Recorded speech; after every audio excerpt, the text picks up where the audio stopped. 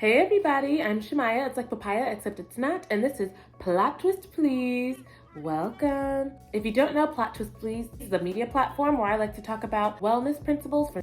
Just gonna get this right out the way because it's bothering me. Where I like to talk about wellness principles for neurodivergent people of color and how to contribute to creative equity in our spaces. So if you don't know, I'm an actress, and that's why I think that involving the creative equity part is really important because it's a huge part of my life. And media is a huge part of all of our lives, so I think we have to talk about them in relation to each other. Please like this episode after you watch it, if you feel so led, and also don't forget to subscribe. I have bi-weekly podcast episodes and weekly YouTube videos. Sometimes I post twice a week if something extra juicy comes along. There's a lot to come, you guys. I would like to talk about ASD and music. No, not that one. Absolutely not. I've already talked about that one, and I wanted out. Get it out of here. Get it out of here. Goodbye. I'm talking about music in general, like the kind that you listen to. You know, that kind. In a previous video, I talked about interoception, and I think that as an autistic person, my relationship with music and my lack of interoception go hand in hand. If you don't know, interoception is the ability for you to identify what's going on in your body, whether that's hunger, thirst, exhaustion, anxiety, nervousness, stress, etc. For a lot of autistic people, it's actually really hard for us to hone in on those sensations and be able to recognize what they mean. I was supposed to get more water. Hold on.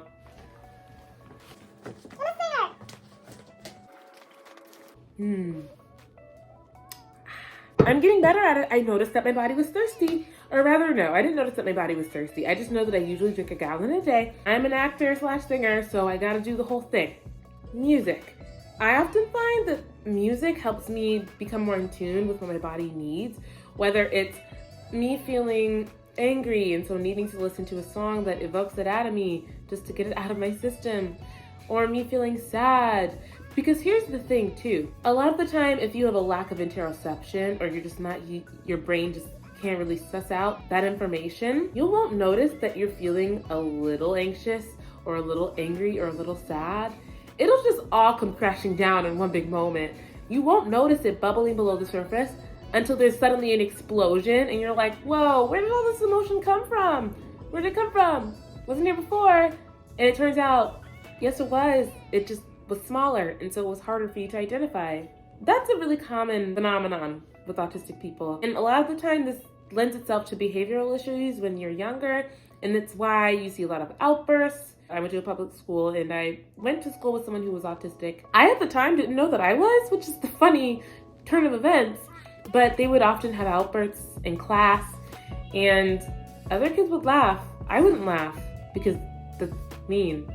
That's mean. And it is so hard to be able to tell when those feelings are slowly emerging. So being able to practice releasing those emotions, even if they're small, particularly when they're about to explode, has been super useful for me. Having that angry song that I go to, having that song when I'm feeling just really mopey and just heavy. I have an emotions playlist.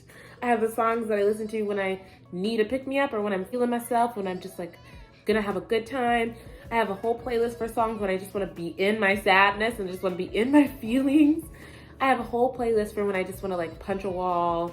Music helps a lot. Something that music is also really useful with someone with ASD is helping you manage tasks, and particularly task transitions. What I mean by that is when you're autistic, a lot of the time it's hard for you to do what's called executive functioning.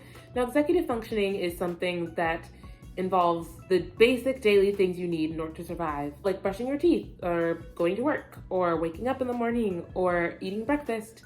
Sometimes my body will just have a hard time going from one mundane task to the next. And a lot of it has to do with those things not being very interesting to me.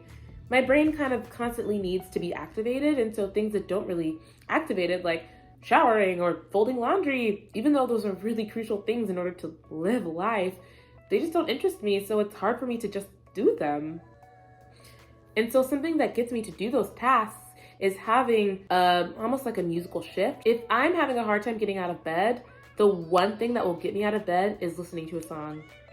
or even if it's like a very chill, cozy fall campfire song like October Sky by Yeba, or something that just eases me into the next task, that is so helpful for me. Like I'm not kidding, it helps me take showers. Like it helps me remember to shower. I promise, I'm very clean. Ask anyone, I'm very clean. But it helps me do things like do dishes if I'm listening to music, or if I just need motivation to just leave the house. Having a good song on to just propel me out the door does the trick.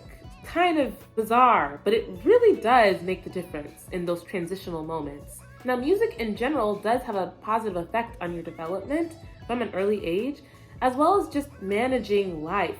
It's great to know that if you're autistic, you can also rely on music for more mundane things than a breakup or a tragedy. You know, it can be the thing that literally reminds you to brush your teeth. Brush your teeth. Anyway, that's all I have for you today. Thank you so much for joining me. Don't forget to like and subscribe. Maybe share. I'm not choosy. Also, if you want to become a patron, the link is below in the description box. There's exclusive content for y'all on specific shows and movies that I want to talk about that I can't really talk about in the open because, you know, I want a career. I want a career. Also, I talk a lot about personal stuff on there too, which I'm also not comfortable putting out in the open. So feel free to become a patron if you want that juicy stuff, because I know you do. Have a great day, y'all, and stay weird, okay? Bye. Mwah.